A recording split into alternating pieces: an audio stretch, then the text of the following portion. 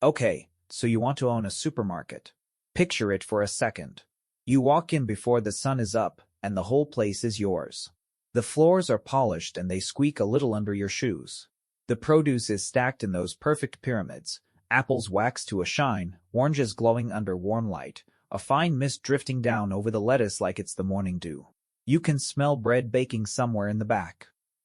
The coffee machine is hissing.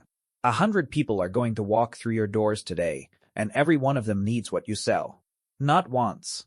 Needs. People have to eat. Recession, boom, blizzard, heat wave, they still have to eat. You own the one business the whole neighborhood literally cannot live without. The registers start beeping. The money starts flowing. Steady. Reliable. Recession-proof. A little empire of milk and bread and everything in between. That's the picture. That's what the listings sell you. That's what the guy retiring after 40 years behind the counter tells you as he hands over the keys. People always gotta eat, kid. Here's the problem. Of every single dollar that rings through that register, the owner keeps, on average, somewhere between 1 and 3 cents. 1 to 3 cents. Not 30. Not 15. Not even a dime. According to FMI, the Food Industry Association, the trade body that has tracked this industry for decades, the average U.S. supermarket runs a net profit margin of roughly 1 to 3%. That is one of the thinnest margins in all of American retail. A jewelry store keeps 50 cents on the dollar. A software company keeps 80. A supermarket, the business everyone needs, keeps about a penny and a half. So the milk you're so proud of, you might be making 4 or 5 cents on that gallon. The banana's the single highest selling item in most American grocery stores. You're selling those at nearly break even, sometimes at a loss, on purpose. And that beautiful walk-in cooler humming away, it never turns off. Not at 3 a.m. Not on Christmas. Not during the 10 years you own the place. It is quietly eating your electricity bill alive, every second, forever. A supermarket is not really a food business. Read that again. A supermarket is not really a food business. It's a razor-thin logistics and cash flow business that happens to be disguised as a pile of groceries. By the end of this, you'll understand exactly why the most recession-proof business in America is also one of the easiest ways to lose your entire life savings, and, more importantly, you'll understand the strange, almost invisible mechanism that lets the smart operators get quietly, enormously rich doing the exact same thing that bankrupts everyone else. Same shelves. Same milk. Same bananas. Completely different game. Before we talk about money, we need to talk about what a supermarket actually is. Because the word hides a lie. When you say supermarket, you're picturing one thing, but you're actually describing 4 or 5 totally different businesses that happen to share a floor plan. Some are what the industry calls conventional supermarkets, your regional Kroger, your Albertsons, the classic 30 to 60,000 square foot store carrying 30 to 40,000 different items. That's a lot of items. Think about that. 40,000 individual products, each one with a price, a supplier, an expiration date, and a spot on a shelf that either earns its rent or doesn't.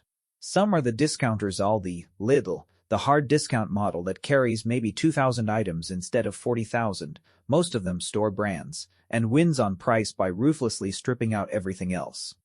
Some are the warehouse clubs, Costco, Sam's Club, which, and pay attention here because this is a clue, don't really make their money selling you groceries at all.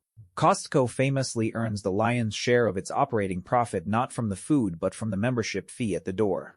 That's not a supermarket. That's a toll booth with a food court attached. And then some are the premium players, Whole Foods, now owned by Amazon, or the almost cult-like Trader Joe's, selling a curated experience and a feeling at a fatter margin. Here's the thing. These look like the same business. They are not.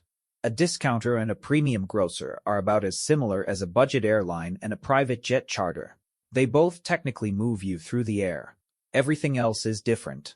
For the rest of this, we're going to focus on the one most people actually dream about buying, the independent conventional supermarket. One store, maybe 2. The neighborhood institution. Because that's the dream on the table, and it's the one that will teach us the most about how this machine really works. So, let's talk about the front door, the cost of getting in. If you want to build a full-size conventional supermarket from the ground up, you are looking, realistically, at somewhere between $2 and $6 million just for the building shell and the land, depending wildly on where you are. And that's before you've bought a single can of soup. Now, most people don't build. Most people buy an existing store, and here's where it gets interesting, because the price of a supermarket usually isn't quoted as a flat number, it's quoted as a multiple of something the industry cares about far more than the sticker. But let's just say the number. To acquire a modest, profitable independent grocery store, you're typically looking at anywhere from a few $100,000 for a tiny, tired operation up to several million for a healthy one doing real volume. Call it, very roughly, $500,000 to $5 million to get your hands on the keys. Here is the lesson buried in that number, and it's the first hard lesson of this entire business. The price you pay to own it and the profit it throws off are two completely different numbers, and they are not close friends. You can buy a store doing $20 million a year in sales, 20 million, an enormous, intimidating number, and discover that after everything, that store's actual take-home profit is $200,000-$300,000. Maybe less. You just spent millions to buy a fire hose of money that mostly sprays right back out the other side. High revenue. Almost no margin. The volume is real. The wealth is a mirage. Remember that gap between what flows through and what stays. We're going to come back to it, because it is the whole story. Now, the price of entry is the part people plan for. Here's the part nobody budgets for. The hidden infrastructure. The costs that don't show up in the fantasy at all, that you only discover once the keys are already in your hand. First, refrigeration. This is the big one, and it's the one that will shock you. A modern supermarket is, functionally, an enormous refrigerator with some dry goods bolted on the side. The refrigeration and freezer systems, the cases, the compressors, the walk-in coolers in the back, can run anywhere from a few $100,000 to well over $1 million for a full store. And they don't last forever. Compressors fail. In the middle of a July heat wave, when they're working hardest, is exactly when they die. And when a refrigeration system goes down, you are not looking at an inconvenience. You are looking at tens of thousands of dollars of meat, dairy, and frozen food rotting in real time while you scramble for an emergency repair crew who know, the second they pick up the phone, that you have absolutely no choice but to pay whatever they ask. Second, the energy to run all of it. Refrigeration alone can eat up roughly half of a supermarket's entire electricity bill, and the total energy cost for a single store can easily run into 6 figures a year. The U.S. Department of Energy has pointed out that grocery stores are among the most energy-intensive commercial buildings in the country, right up there with restaurants. Every cooler door, every light over that glowing produce, every freezer case is a meter spinning, day and night, whether a customer walks in or not.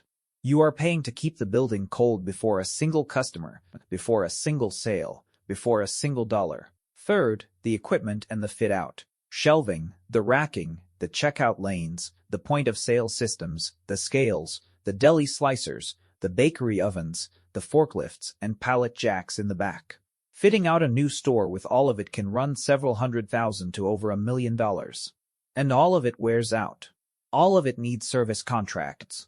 All of it breaks on the busiest Saturday of the year. Fourth, the inventory itself. To fill those 40,000 slots, you need to buy the food, and you need enough of it that the shelves never look empty, because empty shelves make customers nervous and nervous customers drive to your competitor. Initial inventory for a full-size store can easily be several $100,000 to over $1 million, sitting on your shelves, tying up your cash, and a chunk of it, the fresh chunk, is quietly dying every single day. Add all that up. The building, the refrigeration, the energy systems, the equipment, the inventory, and you start to see that the $500,000 to $5 million entry price was just the cover charge. The real cost of standing this thing up is a deep, deep hole.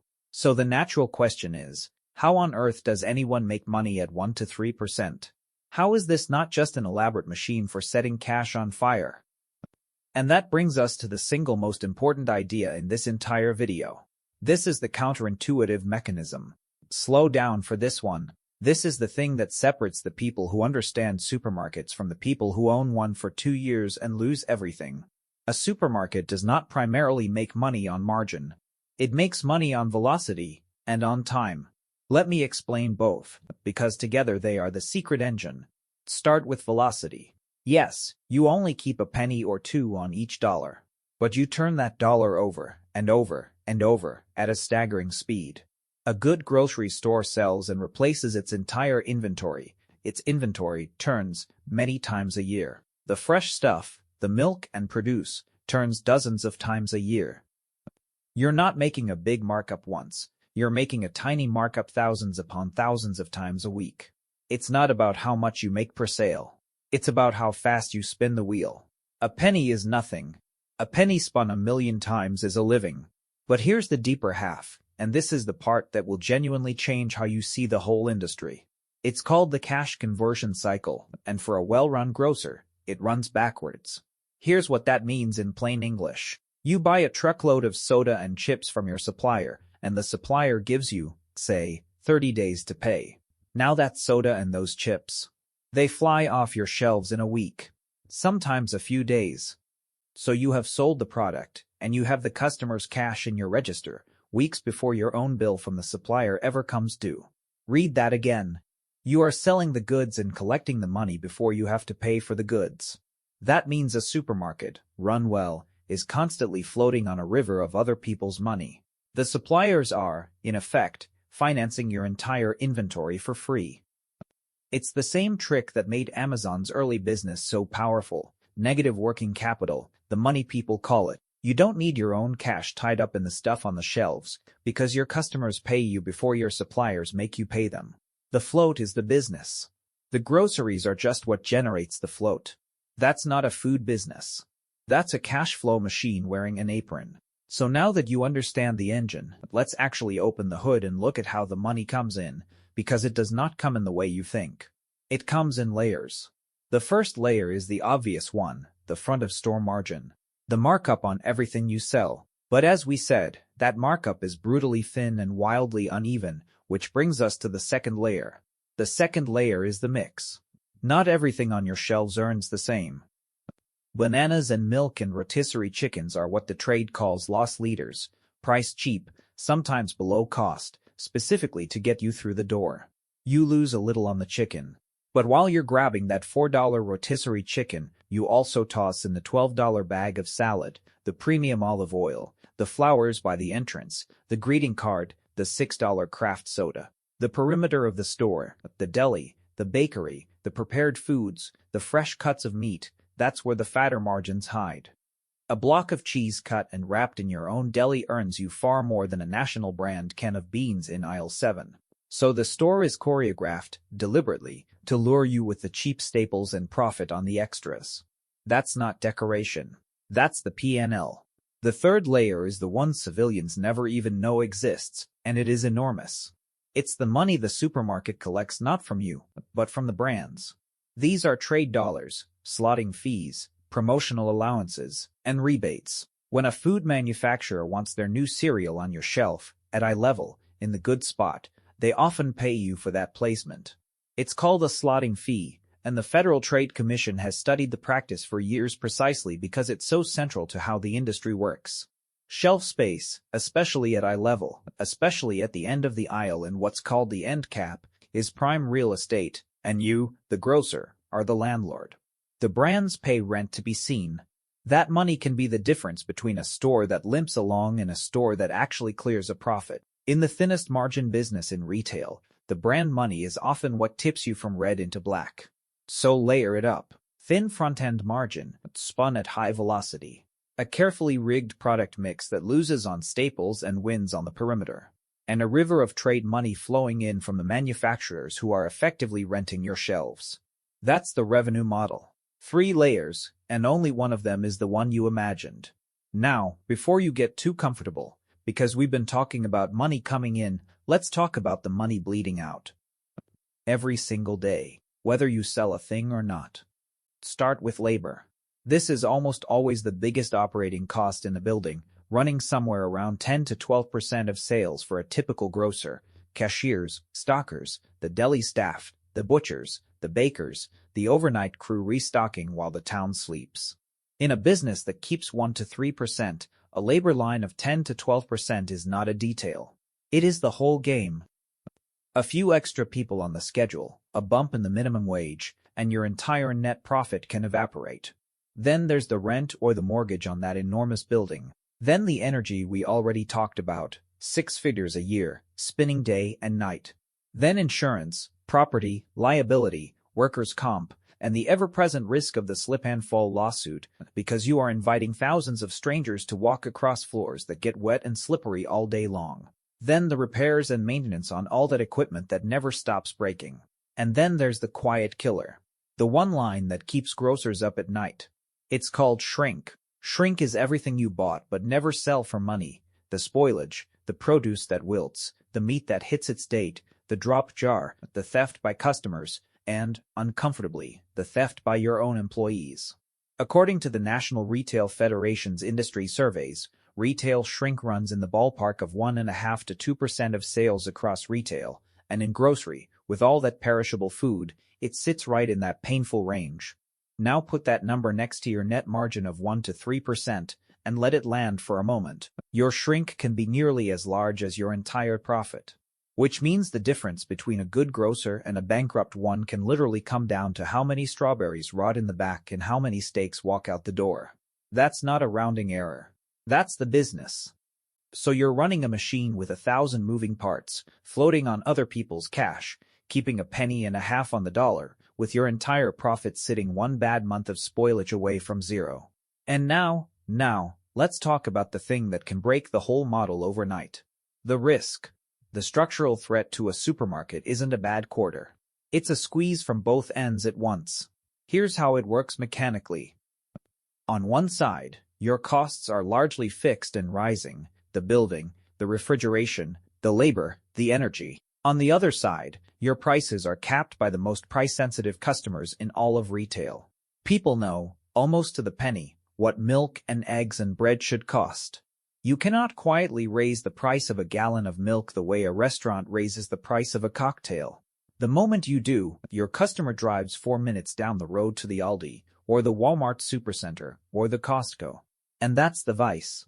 Fixed costs pushing up, a price ceiling pushing down. The space between them, your margin, is the thinnest in retail, and every new competitor, every big box store that decides to add groceries, every dollar store that starts stocking milk, presses that vice tighter. When Walmart decided groceries were its future, it didn't just add a competitor to the neighborhood.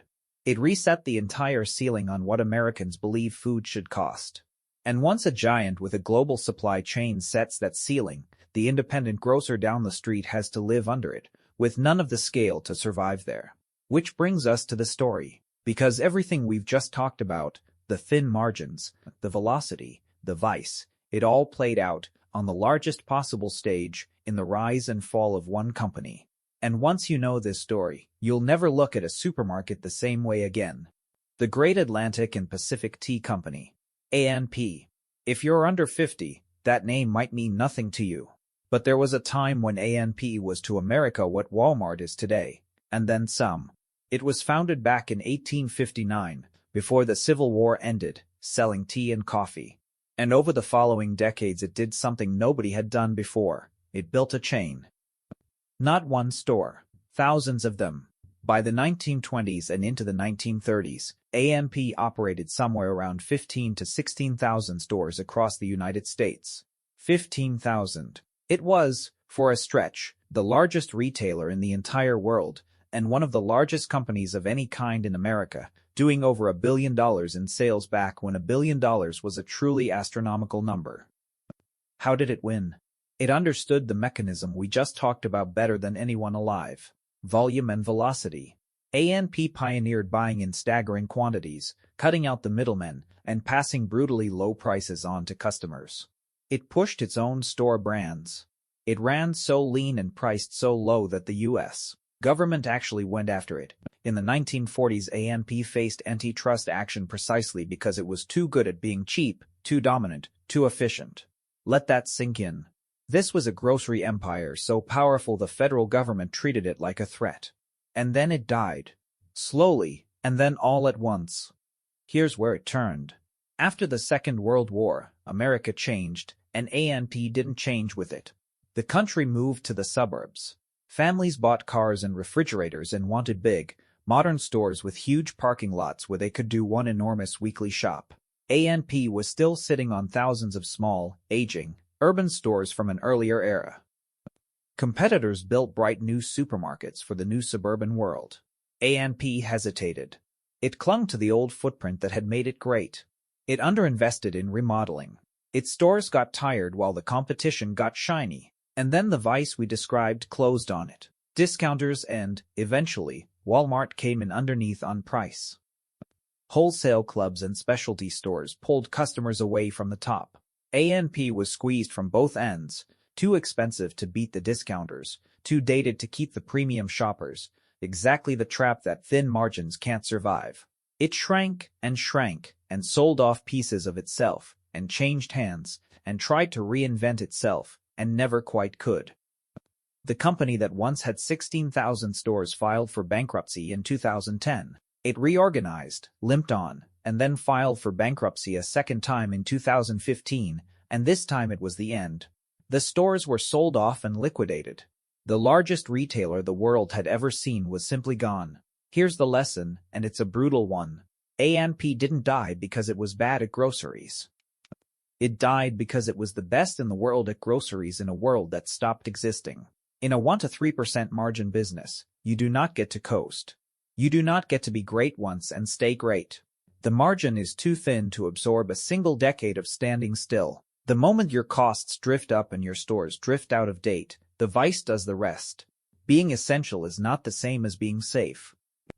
So if the margins are this thin, and the risks are this brutal, and even the greatest grocer in history got crushed, why does anyone smart still want in? Why do sophisticated investors, quietly, still love this business? Because here's where it gets interesting. The smart money isn't playing the game you think it's playing. The amateur buys a supermarket to sell groceries. The professional buys a supermarket for three things the groceries merely make possible. The first is the real estate. Very often, the most valuable thing about a supermarket isn't the business, it's the dirt underneath it and the building on top of it. A grocery-anchored shopping center is one of the most prized assets in all of commercial real estate, precisely because a supermarket pulls a reliable flood of foot traffic that every other tenant, the pharmacy, the nail salon, the coffee shop, the dry cleaner, desperately wants to sit next to. So the sophisticated owner runs the grocery store at a razor-thin profit on purpose, because the store's real job is to be the magnet that makes the surrounding rent-paying real estate enormously valuable. The groceries are the bait. The real estate is the catch. The second is the cash flow float we talked about earlier. To an investor, a business that spins off a huge, steady river of cash, even at low margin, and finances its own inventory with suppliers' money is a beautiful thing. You can use that predictable cash flow to service debt, to buy more stores, to fund other investments. The store is a cash pump, and a cash pump has enormous value even if the pump itself keeps very little. And the third is scale and leverage over the brands. Remember those slotting fees, those trade dollars from the manufacturers? The bigger you get, the more shelves you control, the more you can command from the brands who need to reach shoppers. This is why the industry consolidates relentlessly, why Kroger and Albertsons attempted one of the largest supermarket mergers in history. Scale isn't just about buying cheaper. It's about becoming the gatekeeper, the landlord of the shelf, with the power to charge the world's biggest food companies for access to your customers. That power only grows with size. And it is worth a fortune. So the deeper game isn't groceries at all. It's real estate, plus float, plus gatekeeping power. The penny-and-a-half margin isn't the point. It's the price of admission to those three much richer games. So let's put a real number on all of it, and close the way we should, with two versions of the same year. The good year. Your neighborhood is stable. The economy is calm. Your refrigeration holds. Your shrink stays low because your managers are sharp and your produce team orders tight. You do, let's say, $15 million in sales. At a healthy 2% net margin, that's around $300,000 of profit to you, the owner, for a year of 6-day weeks and 4 a.m. deliveries. On top of that, the building you own has quietly appreciated, and the shopping center around it is fully leased because your store keeps it busy. You didn't get rich on the milk. You got comfortable on the milk, and wealthy on everything the milk made possible. The bad year. A Walmart supercenter opened 6 minutes away. Your sales slipped just 8%, not a collapse, just a slip. But your costs are fixed. The refrigeration still runs. The staff still clocks in. The building still needs its mortgage. Then, in July, a main compressor dies and takes $40,000 of frozen inventory with it, and the emergency repair costs you 30 grand more because it's a holiday weekend and they know you have no choice.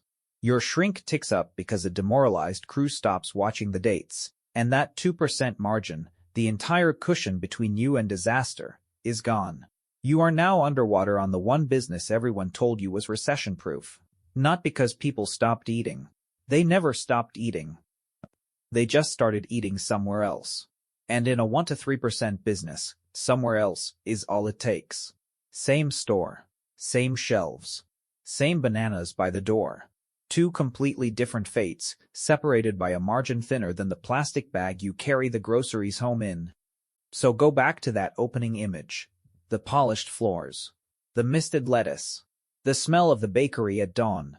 The registers beeping. It's a beautiful picture, and it's a true one. But now you know what's really humming underneath it. It was never about the food. The food is the show. The food is the bait, the traffic, the excuse. Underneath the milk and the bread and the perfect pyramid of apples, there's a river of other people's money moving faster than you can see, a piece of real estate quietly appreciating in the dark, and a landlord charging rent on every inch of shelf. The groceries aren't the business. The groceries were never the business. The shelves aren't the business. The float is.